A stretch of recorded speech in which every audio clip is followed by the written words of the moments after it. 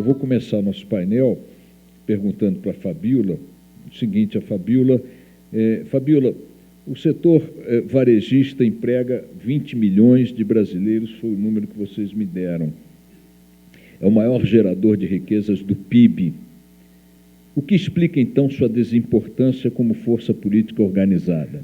O nosso setor, ele tradicionalmente, pelo menos até 10 anos atrás, era um setor bastante disperso e não tão unido quanto outros setores, principalmente da indústria, né? A gente vê, e conforme você mesmo mencionou, a indústria automobilística, ela tem uma tradição de organização desde a década de 50, muito maior até do que os nossos setores. Com exceção dos CNDLs, aqui que o nosso colega Honório, FACESP, todo esse pessoal, você não tinha ainda também outros modelos de organização. Felizmente, de 10, 11 anos para cá, esse modelo tem mudado. Então, e hoje também, em função dos diferentes canais de distribuição que existem no nosso varejo, quer dizer, os shopping centers, franquias, quer dizer, cada um deles hoje está muito mais organizado. E ainda, e nos últimos de 3, 4 anos para cá, todos esses canais hoje estão muito mais unidos, né? Sempre trabalhando dentro de uma pauta muito parecida. É claro que todos nós temos as nossas diferenças, mas são muito mais diferenças operacionais do que estratégicas, mas sempre trabalhando em prol de um setor mais unido e de uma maneira que a gente consiga ter uma voz bem mais forte, tanto no governo federal quanto nos governos estaduais e municipais, de uma maneira que a gente consiga realmente refletir toda essa importância do nosso setor. Então, é um processo que vem melhorando assim, consideravelmente nos últimos anos. E a gente tem trabalhado bastante por isso, tanto IDV, CNDL, ABF, Abraço, enfim, todas as entidades. Honório, você concorda que o processo foi melhorando, e mais, o grande número de entidades, são, parece que dezenas, representando segmentos distintos do setor varejo, não seria um empecilho mais do que uma vantagem? Hoje ninguém conversa com ninguém, isso é uma verdade? Certamente. Nós temos aí no nosso setor uma quantidade imensa de pessoas, portanto, é uma comunidade muito grande. E as tratativas com o ser humano é sempre assim, é um setor que se inicia no comércio e serviço mais por um insight ou um acho que vai dar certo. E isso se começa. Assim também se formam as entidades, de uma certa forma, com mais exceções, a partir do que a Fabíola disse na última década, nós já temos alguém mais estruturado. Mas nós temos muitos que defendem o mesmo setor, ao mesmo tempo nós temos uma certa dificuldade em fazer com que as coisas aconteçam. Eu costumo dizer que, assim, o varejista, cujas fases do varejo eu conheço, porque vivi todas elas, desde feirante até agora, ele é mais ou menos como o comunista na época da Revolução, ele só se une na cadeia, porque ele acha que sabe de tudo sozinho. Nós estudamos o associativismo comercial há mais de 20 anos e já conseguimos construir, por exemplo, no setor que nós trabalhamos, o setor de supermercado, uma das maiores centrais que migrou de central de compra para central de negócio, mas a partir do momento que o pessoal criou uma gordurinha, todo mundo brigou e separou. Então, por outro lado, o governo também não enxergou ainda esses números que você abriu o nosso painel enumerando. O governo não enxergou, o governo diz que quer diálogo com o setor que produz, mas vocês podem prestar atenção que tudo que ele constrói deixa à margem, e aqui o Marcelo, que é nosso painelista, vai ouvir, já ouviu isso de mim, deixa à margem nós que temos a representatividade de gerar empregos, de fazer com que as famílias cresçam, fazer com que exista melhor qualidade de vida. Então, Eu acredito que na próxima década nós tenhamos, a partir do que já existe na estrutura de shopping, de lojas de rua, das grandes empresas, porque, no final, todos têm o mesmo interesse, seja o pequeno, o médio ou o grande. E um dos pontos que nos faz evoluir nesse diálogo com o governo é justamente esse tipo de painel, esse tipo de debate, esse tipo de evento que tem acontecido nos últimos anos. Mas eu não acho que o grande número de associações e entidades seja impeditivo para que a gente consiga mostrar robustez para o governo. A questão representativa, a questão associativa, sindical no Brasil, ela é muito complexa e ela é assim desde sempre. Então, não cabe a gente responsabilizar o número de entidades, que é grande, sim, pela falta de diálogo com o governo. Se nós mesmos não nos conversarmos, como é que a gente pode responsabilizar uma falta de diálogo com o governo ou o governo nos unir? Mas nós precisamos realmente unir as entidades, desenvolver o nosso trabalho, ter um pouco de consciência. Precisamos entender o seguinte, que Brasil que nós queremos? Nós queremos o Brasil que até agora funcionou, de se dar um jeitinho, quebra galho, eu vendo um produto, ponho o dinheiro no bolso e não passo e não registro a venda? Ou nós queremos um Brasil correto, ético, onde a gente possa sair, fazer as nossas reivindicações e sermos inatingíveis nessa questão, ou seja, quem anda corretamente dentro das regras e das leis é inatingível. O que você pode dizer de perspectivas de mudança na atuação da Secretaria à luz dessa necessidade de se fazer ouvir que o varejo tem? O Ministério ele tem uma característica ainda muito industrial, né? Eu acho que eu seja a Secretaria de Comércio e Serviços é uma secretaria relativamente nova, ela tem 10 anos de existência, então, ou seja, a gente não tinha nem a Secretaria de Comércio até então. Acredito que talvez eu sou o primeiro secretário que realmente venho desse setor barriga no balcão mesmo, né?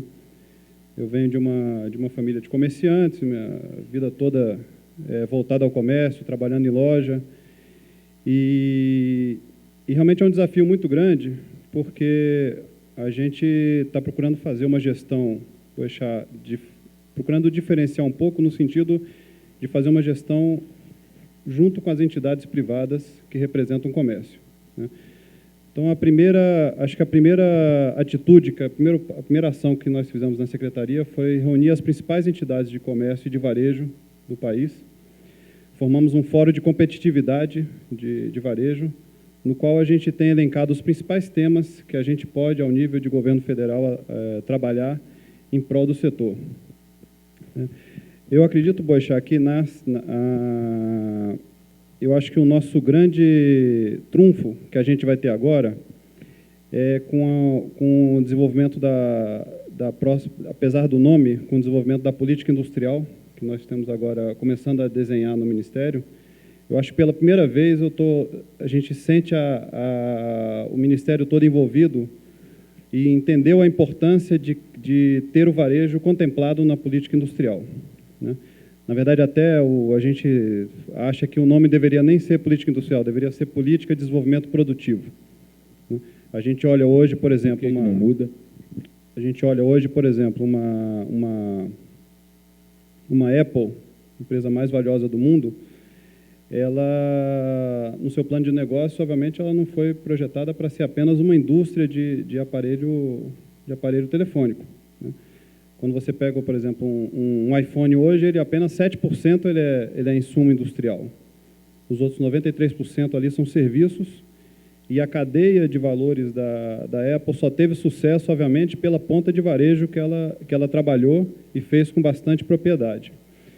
Então, respondendo a sua pergunta, o que muda é o seguinte, que a política de desenvolvimento produtivo que nós vamos desenvolver agora, ela não vai se ater apenas aos segmentos industriais nos quais o Brasil entende que ele precisa ser dinâmico, que ele precisa se diferenciar junto ao mundo. A gente vai contemplar a cadeia de valor, desde o insumo que entra na fábrica, mas não parar na expedição da fábrica. A gente vai até o consumidor final. Então, ou seja, da porta da fábrica até o consumidor final, existe um mundo dos atacados, existe um mundo do varejo, e com todas as suas nuances, e isso tudo é novo no Ministério. Quando a gente fala a gente tem feito alguns seminários internos intragovernamental para falar de varejo, né? É um conceito novo, né? Não fazia parte das políticas do governo contemplar esse setor pós-porta de fábrica. Você atribui essa demora na adoção de políticas para o setor à falta de interlocução organizada no setor? Talvez sim. Eu acho que talvez seja um dos motivos. Acho que essa falta de organização talvez tenha deixado, tenha perdido um pouco a voz do varejo dentro do governo federal. Ao passo que a indústria, sim, tem um segmento extremamente organizado, extremamente atuante junto ao governo. Mas acho que a gente agora está bem organizado, a gente já faz se entender da importância de levar em consideração o varejo, e acredito que a gente realmente vai ter um outro cenário daqui para frente. Eu queria dizer a vocês que estão na plateia que vocês podem participar do nosso painel fazendo perguntas. Vocês tanto podem fazer as perguntas. Não sei se receberam fichas para fazer as perguntas. Receberam? Bom, quem quiser fazer alguma pergunta é só levantar o braço que as meninas levam o microfone imediatamente até vocês. Me alertaram muito. Cuidado com as perguntas da plateia. Às vezes as pessoas se estendem. Eu disse, olha, eu faço mediação de debate presidencial, consigo fazer eles sossegarem. Imagina se eu não vou fazer aqui. Então, isso serve como alerta a quem for fazer perguntas, sem discurso, por favor. Mas quero estimulá-los a perguntar, para que vocês possam participar do painel de forma mais ativa. Fabíola, eu quero saber o seguinte, quais setores do varejo sofrem mais com a desorganização política do setor ou a pouca representatividade do setor? Essa pergunta, aliás, eu queria que outros respondessem, mas queria começar por você. Olha, é o pequeno comerciante, você diria? É o shopping? Quem é que está pagando o preço maior por essa falta de voz? É uma ótima pergunta para a gente parar e pensar. O IDV, hoje a gente tem 66 empresas e são diversos setores, com exceção da indústria, varejo, né, automobilístico. Então, a gente tem desde vestuário, alimento, até pneus, enfim. Por incrível, o único setor que me vem aqui à cabeça, mas que não me vem como um setor que não é bem representado, mas ele não tem uma voz só, é o pessoal de varejo de eletroeletrônico. Varejo, não indústria. A indústria tem a entidade, que é a Eletros, que reúne todos os principais fabricantes, mas para comércio de eletroeletrônico não existe. O que existe, assim, eles estão um pouco na FEComércio, um pouco dentro do IDV, mas é diferente dos supermercados, por exemplo, que tem a Abras, tem a APAS, tem todas as entidades regionais. O mesmo vale para material de construção, também tem todas as suas regionais. Então, um setor específico, assim, eu preciso realmente parar para refletir qual seria esse setor que hoje estaria sendo prejudicado. Bom, eu acho que quem sofre mais são os que operam no varejo na dimensão do médio, assim como na sociedade brasileira como um todo. Os pequenos no Brasil estão bem protegidos pelo Simples, de uma certa forma em evolução, com EI, MEI, passam por um processo de simplificação de recolhimentos, então eles estão bem. Ainda precisa, evidentemente, de alguma coisa que seria a questão do crédito. Os grandes não precisam de proteção, por si só eles se protegem, e os médios pagam o preço e têm o nível de exigência que tem o grande, e eu acho que eles é que pagam mais caro, porque eles têm toda uma carga de burocracia, de complicação de recolhimentos, etc. Como são várias entidades, quer dizer, aqui são poucas, né? Mas são 10, 15, 20, mas o nosso principal e o nosso primeiro desafio é a gente procurar, é a gente encontrar a nossa agenda comum. E como é que nós estamos fazendo isso? Trabalhando em cima do tripé do varejo, que é emprego, crédito e renda. Então, a gente elegeu, primeiro, esses 3 itens como prioridade para todo mundo, se é pequeno, médio, grande, se é shopping, se é franquia, independente. E aí, em cima desses 3, aí vocês podem me corrigir, a gente está construindo a pauta comum. Quais são os 3? Repita. Emprego, crédito e renda. Okay. Existem determinadas iniciativas que precisariam ser tomadas. Você hoje tem uma CLT de 80 anos atrás, que é a mesma legislação para a Petrobras, é a mesma legislação para a indústria automobilística e para o varejo. Não dá. Tá? Você precisa ter uma legislação, tá, diferenciada. Outra coisa, o pequeno sofre, sim, porque o pequeno, mesmo estando no Simples, ele é obrigado todo mês a entregar uma série de informações para o governo. Quando eu digo uma série, é que ele não preenche um documento único, ele preenche inúmeros documentos. Né? Nós fizemos um trabalho lá na Associação Comercial, no ano passado, no retrasado, com a Price Waterhouse, onde as empresas tinham que entregar 73 documentos diferentes, aos 3 níveis, federal, estadual e municipal. Ora, o faturamento da empresa se informa uma vez só, e ponto final. Então, precisa haver uma unificação. Tá? Quando a gente fala no pequeno, no simples, o simples é tão complicado que o pessoal está trabalhando, fazendo um trabalho para simplificar o simples. Porque cada vez que muda alguma legislação do simples, vem a Receita Federal e baixa uma norma. Isso devia ser proibido. Quer dizer, se você tem uma legislação, como é que pode um outro órgão do governo baixar uma norma em cima de uma legislação?